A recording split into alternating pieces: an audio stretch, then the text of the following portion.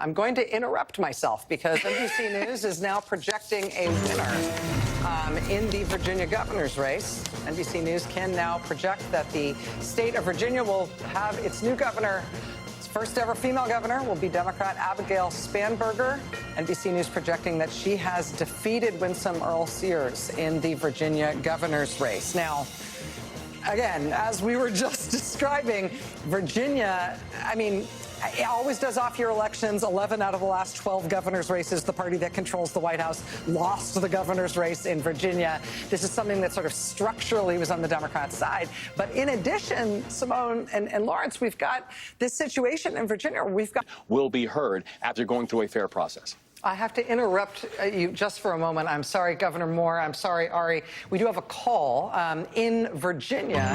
We have a call in the lieutenant governor's race. NBC News can now project that Ghazala Hashmi, the Democratic candidate for lieutenant governor in Virginia, has prevailed in that race over Republican candidate John Reed. Again, that is a projection statewide for the lieutenant governor's race in Virginia. That means NBC News has now projected both the Virginia governor and Virginia lieutenant governor's races have been won by Democrats. I also need to update our call earlier from the Virginia Attorney General's race. In that case, we do not yet have a call on who is projected to win, but rather than being too early to call, the race for Attorney General in Virginia is now described as too close to call between Democrat Jay Jones and incumbent Republican Jason Miyares. Back to you, Ari.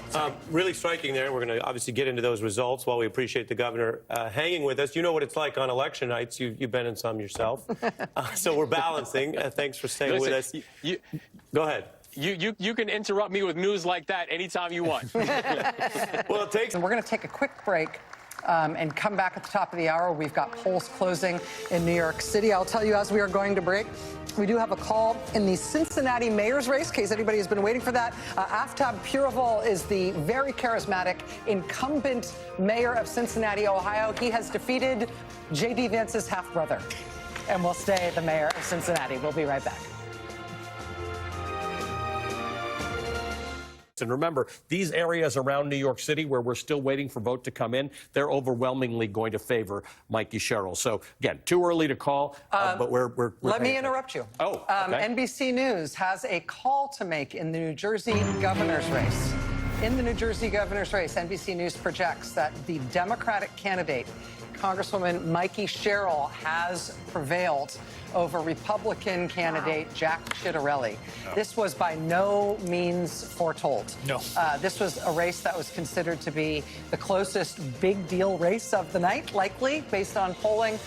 Jack Ciattarelli making his third consecutive run for governor in New Jersey, therefore having high name recognition in the state. Mikey Sherrill, a fairly moderate national security Democrat, fairly new to New Jersey politics, even though she has been in Congress for several terms now, prevailing in this race. This is a big deal. Ali Velshi's been watching those numbers come in, and we could start to see those trends emerge. This is a live shot of Mikey Sherrill's election night. And they're just tired. And I think in New Jersey, I mean, we should know it should have really ran a pretty good race, like completely compared Yes. to. I need to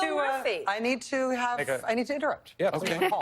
NBC News can project at this hour that the winner of the New York City mayoral race There you go. will be Zohran Mamdani, the state assemblyman from Queens, who ran an insurgent campaign that absolutely blindsided the Democratic establishment. He wiped out former Democratic Governor Andrew Cuomo in the Democratic primary, causing Cuomo to come back and run as an independent, leading the Republican candidate, Curtis Sliwa, as a sort of also ran.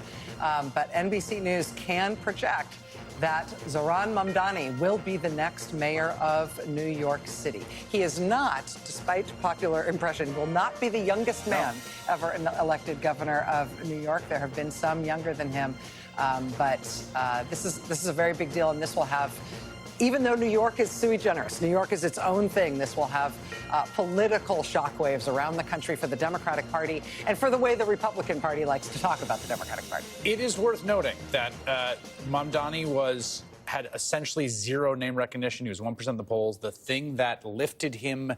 John Reed, and this is new.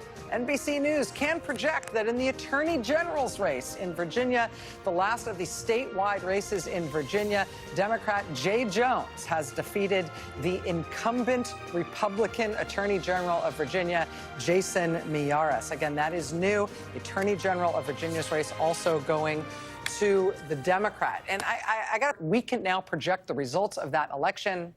Pennsylvania voters said yes and voted to retain all three of those state Supreme Court justices in Pennsylvania. Justice David Wecht getting a yes from voters. Justice Christine Donahue getting a yes from voters.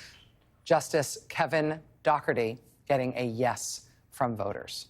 Despite the Republican effort to get those three justices off the Pennsylvania State Supreme Court, voters have said we are going to keep all three of them. Lawrence O'Donnell back at the desk with us. Claire McCaskill, we will be back with you. It is now 11 p.m. on the East Coast.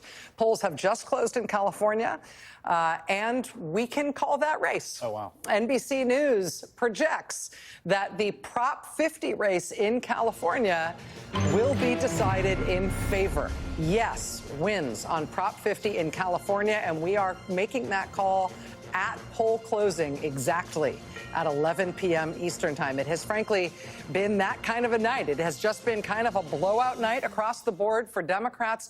As Chris Hayes was saying earlier, if you had any sort of scorecard that you were looking to fill out tonight, right now you have been putting the same kind of blue check mark on every single important contested race everywhere in the country tonight. Adjudicate election challenges from Donald Trump or his allies. Finally, in the great state of Maine tonight, as Claire McCaskill just mentioned, voters in Maine tonight rejected a Republican-backed measure to restrict voting in that state. It would require voter ID. It would impose other voting restrictions. Maine voters tonight also approved a red flag law that would allow family members or law enforcement to petition a court to take firearms away from somebody who is perceived to be at risk of harming themselves or others. This is widely perceived in Maine to be a response to the mass shooting in Lewiston, Maine 2 years ago. But look at that 20-point margin that we're seeing on the Maine red flag law. Just a remarkable series. Chris, you called this earlier, describing this as sort of Democrats running the table. I think that's exactly right, but I don't need a script for any of them. In Atlanta, Mayor Andre Dickens is projected to win a second term, earning a majority of the vote there and thus avoiding a runoff. The AP is also showing 99% of the vote in Minneapolis. This has been interesting. Democratic incumbent Mayor Jacob Fry facing off against 14 different challengers there in that. That's a ranked choice election. That means that voters